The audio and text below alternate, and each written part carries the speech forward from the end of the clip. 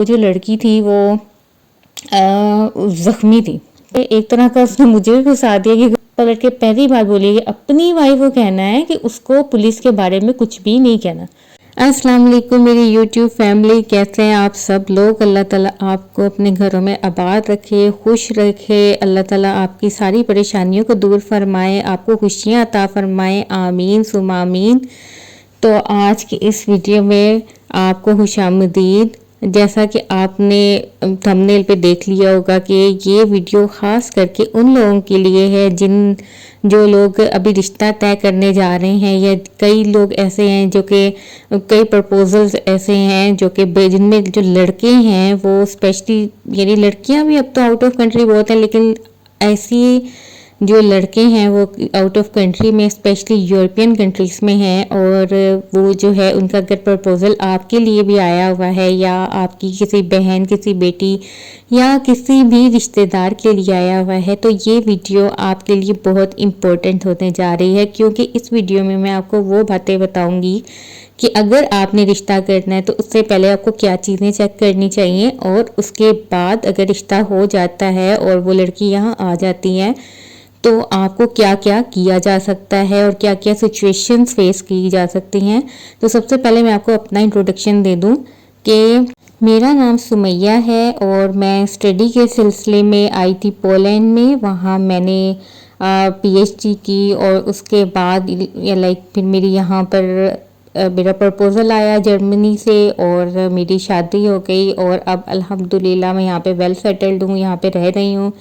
और काफ़ी, यानी मेरे जो हस्बैंड हैं उनकी और मैं ख़ुद भी जॉब करती हूँ, तो मेरे कोलीग्स में काफ़ी पाकिस्तानी हैं, और काफ़ी चीज़ें ऐसी हैं कि जो कि मैं नोट करती हूँ। और जो पाकिस्तानी लड़कियाँ यहाँ पे आ रही होती हैं तो मैं चाहती हूँ कि काश उनको ये बातें पता हों, जो बातें मैंने देखी हैं यहाँ पे, और जो कहानियाँ मैंने सुनी हैं, और जो चीज़ें मैं एक्सपीरियंस कर चुकी हूँ, तो ताकि उनको कोई भी प्रॉब्लम ना हो।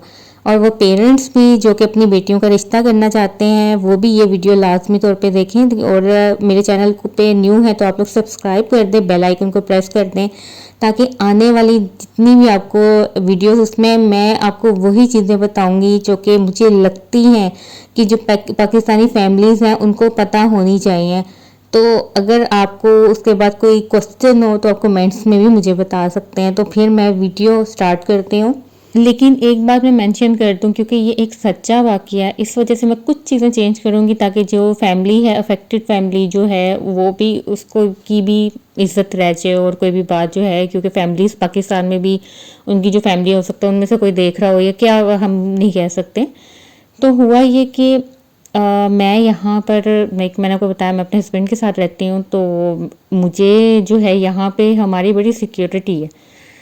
तो अब आधी रात को हमारे होती है बेल, और यहाँ पे ये रूल है कि हम एक गेट पे बेल होती है, उसके बाद आपका कैमरा ऑन हो जाता है और आपको वहाँ से देखना होता है। और वहाँ पे मुझे कौन दिख रही है, एक लड़की जिसकी शादी अभी कुछ टाइम पहले हुई थी, और वो उसकी शादी भी कहाँ पे हुई थी, मेरे हस्बैंड है उनके जानने वाले थे।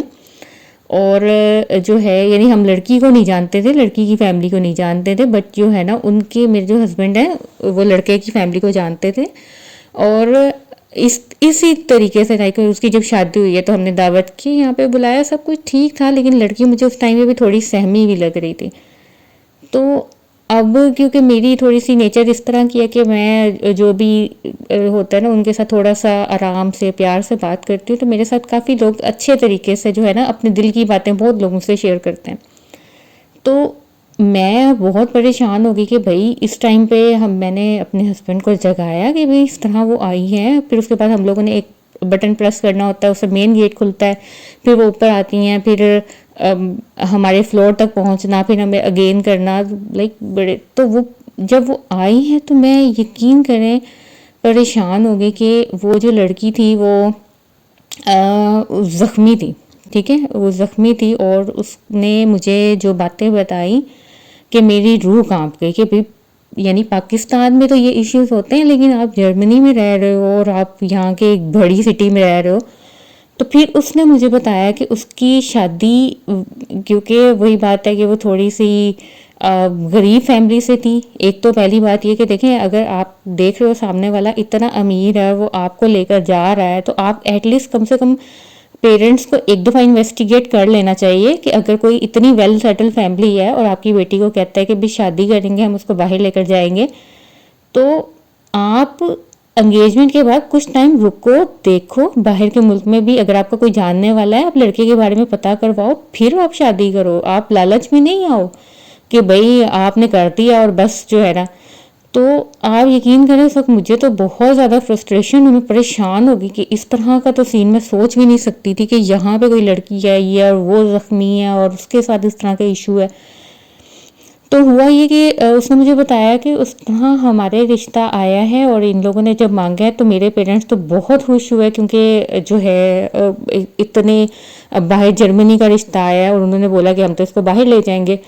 तो हम लोगों ने जो है ना बस शादी की है। और इन लोगों ने दूसरा ये कि जल्दी बहुत की कि भाई नहीं आप शादी करो हमारी डेट्स और इस तरह की चीज़ें ना। तो कहती है कि हम मेरी 1 महीने के अंदर अंदर जो है ना वो शादी कर दी पेरेंट्स ने। और जब मैं यहाँ पे आई हूँ तो उसके बाद यानी कहती है कि यानी कि शादी के बाद कुछ टाइम, क्योंकि यहाँ पे इतनी जल्दी वीज़ा नहीं लगता, अप्रूव नहीं होता, तो कहती है कि जितना टाइम वहाँ पे भी रखा है तो इन लोगों ने कोई पैसा नहीं, कोई कुछ नहीं। लेकिन वही बात होती है ना कि पेरेंट्स तो कहते हैं कि नहीं भाई आपने बसना है, आपने बसना है। अच्छी बात है, पॉजिटिव बात है और करना भी चाहिए। लेकिन यह है कि आप एटलीस्ट देखो तो सही कि अगर बेटी आपके पास है तो सेफ तो है। अब खुदा ना खास्ता यहाँ पे इसके साथ कोई ऐसा इशू हो जाता और ये तो क्या, मैं मेरे पास वर्ड्स नहीं है कि मैं क्या कहूँ इस बारे में। तो अगर पेरेंट्स ये चीज़ नहीं देखेंगे तो और कौन देखेगा। फिर उसने बताया कि अब क्या बात है कि पूरे घर का काम उस लड़की को समझे कि मेड, क्योंकि यहाँ पे मेड्स नहीं मिलती ना, तो मेड के तौर पे रखा गया। और जो जिसका दिल करता है ना, चाहे वो नंद है, चाहे वो हस्बैंड है, चाहे वो सास है, वो उठती नहीं और इसके मुंह पे एक रख के। आप इमेजिन करें, मैं तो परेशान होगी कि इस तरह भी लाइक होता है कभी। तो कहती है कि उस रात भी इतना उसके हस्बैंड ने उसको मारा बगैर ये सोचे कि ये कंट्री को।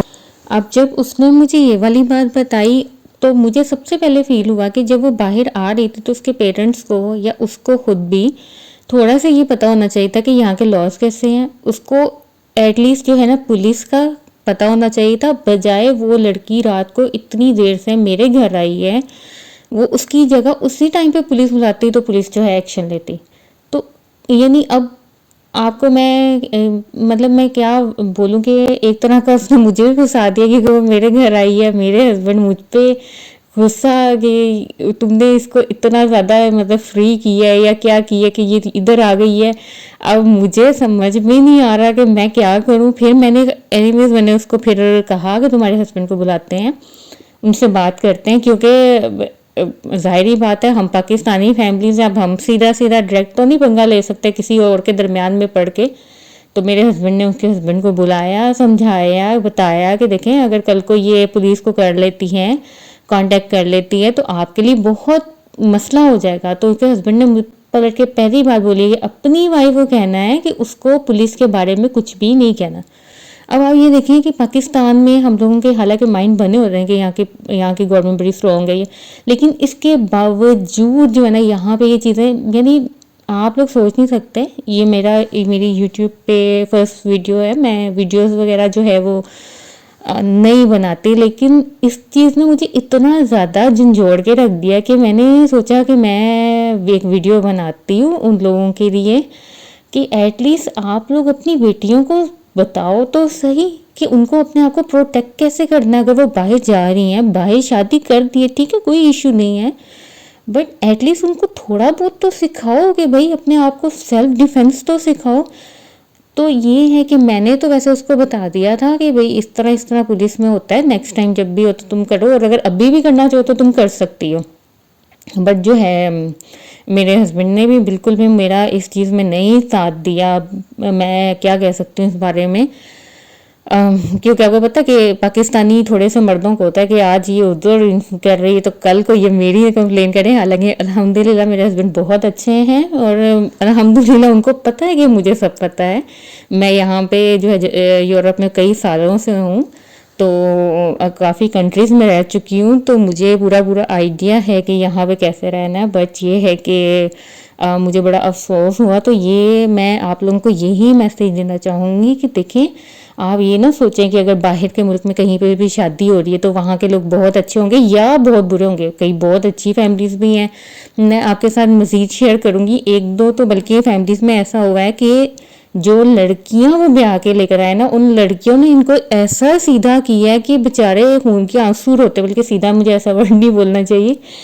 तो ये है कि मैं थोड़ी ना आप लोगों के साथ शेयर करूँगी बातें, क्योंकि यहाँ पे मेरे पास और कोई शेयर करने वाला नहीं है बातें। तो अब मेरे साथ जैसे ये सिचुएशन हुई तो मुझे समझ में नहीं आया कि मैं किससे शेयर करूँ, तो मैं यूट्यूब पे शेयर करूँगी। और आप लोग चैनल पे न्यू हैं तो प्लीज़ सब्सक्राइब कर दें, और मिलते हैं नेक्स्ट वीडियो में।